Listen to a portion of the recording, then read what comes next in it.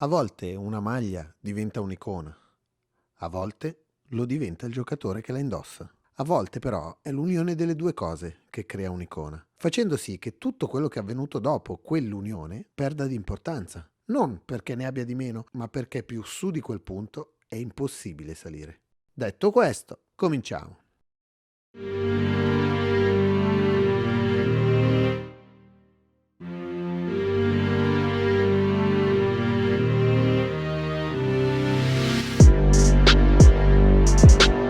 Hampton, Virginia. Allen Isaiah Iverson, appena nato, vive con la nonna e la madre quindicenne in Jordan Drive. No, non è un errore e sicuramente non è un caso. Non nasce con la camicia Allen, è senza una figura paterna e con le compagnie delle periferie della Virginia non prende una buona piega. Inoltre vede la madre faticare per mantenere la famiglia, ma crede in lui a costo di non avere la luce in casa pur di comprargli le scarpe per giocare. Perché lei sa che lo sport lo salverà. Il figlio all'high school sarà campione statale sia nel football che nel basket e non farà solo presenza, ma sarà protagonista in entrambi i casi. In tutta l'America si parla già di lui.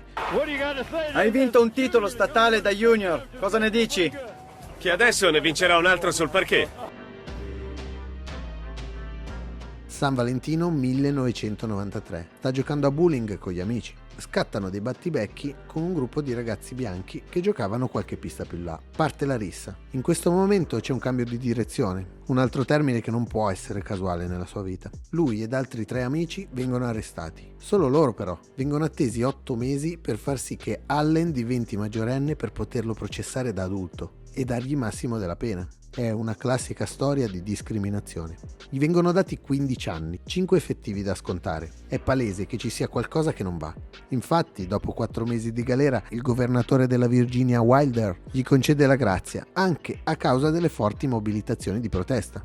Allen torna a casa, ma adesso ha un marchio indelebile addosso che lo accompagnerà come un'ombra. I college che prima non gli davano respiro, ora non si fanno più sentire. Ma la madre Ann è decisiva ancora una volta. Convince il coach di Georgetown a dargli la borsa di studio che lo porterà, ovviamente, al draft del 96 come prima scelta dei Philadelphia 76ers. Per esempio, un crossover SUV nell'automobilistica è una macchina che sembra un SUV ma con caratteristiche diverse. Un incrocio. Si possono passare ore continuando a godere del suo modo di danzare con la palla in mano, dei suoi cambi di direzione, del suo palleggio incrociato, appunto. Questo piacere per gli occhi e per l'anima lo dobbiamo a un certo Dean Barry, suo compagno di squadra a Georgetown che non farà mai carriera, ma sui campi dei playground sapeva il fatto suo. Tanto da ispirare con il suo stile Iverson, che possiamo dire imparò abbastanza bene. Per citare un vecchio documentario, fermare il Rookie of the Year 1997 era come cercare di tenere dell'acqua nel palmo della mano. Un piccoletto contro i giganti, ma il gigante era lui.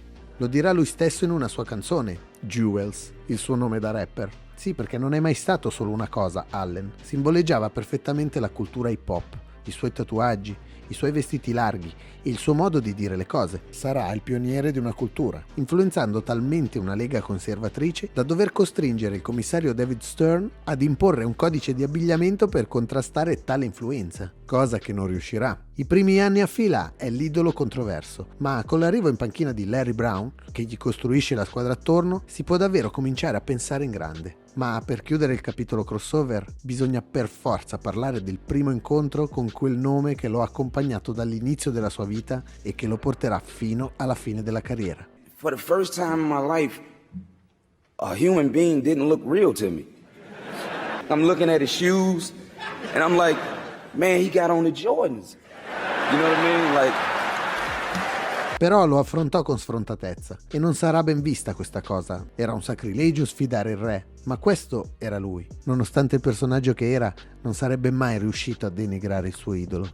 you know, you want to be fast like Isaiah and you want to shoot like Bird, you know, rebound like Barkley, pass like Magic, be dominant like Shaq.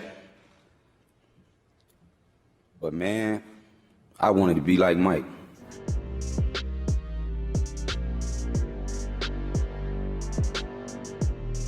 '98, '99, 2000. Il ritorno ai playoff dopo 7 anni. Il primo All-Star Game, numeri da capogiro. Ma il suo rapporto con il tradizionalista Larry Brown non decolla. Anche se in campo vede un lottatore vero, salta gli allenamenti e non riesce ad essere un giocatore di squadra, ma vuole essere la squadra. Nell'estate del 2000 Allen è un passo dall'essere ceduto ai Detroit Pistons, ma non se ne fece nulla. Un altro cambio di direzione che, stavolta, convinse Brown, che gli mise la squadra in mano. Ci hai fatto vincere altre volte. Continua a giocare, prendi e tira. Non pensare ad altro. Devi tenere duro solo per altri 4 minuti. Tra i due scattò finalmente la scintilla che infiammerà tutta Philadelphia. MVP di un All-Star Game indimenticabile. MVP della regular season. Al primo turno dei playoff battono finalmente i Pacers di Reggie Miller, che li aveva eliminati per 2 anni consecutivi. Poi tocca ai Raptors di Carter, con cui ribatterà colpo su colpo con 2 gare sopra i 50 e una gara 7 all'ultimo secondo. Se non sei pronto per una partita del genere, hai qualcosa che non va.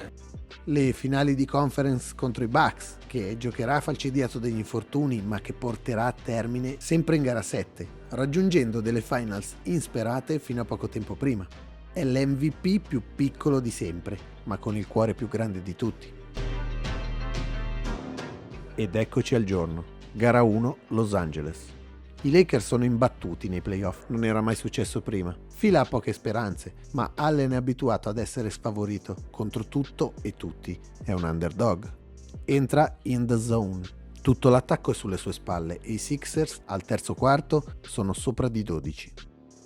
Ma i Lakers non ci stanno e soprattutto Phil Jackson mette il futuro allenatore dei Cavs di LeBron James, Tyronn Lue, in marcatura su Iverson, che non segnerà per tutto il quarto quarto. Si va all'overtime e per i primi 3 minuti Lue tiene ancora Allen al guinzaglio.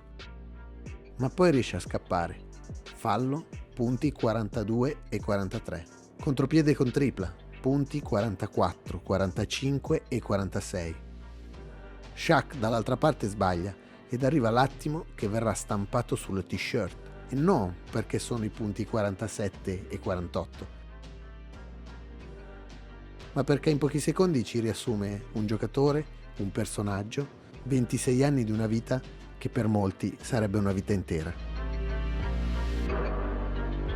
Quindi poco importa che i Lakers vinceranno le successive 4 partite, poco importa di tutto quello che sarebbe successo dopo, perché in quell'istante finiva la storia di un signore con la maglia nera, con la scritta Sixers davanti e un 3 dietro.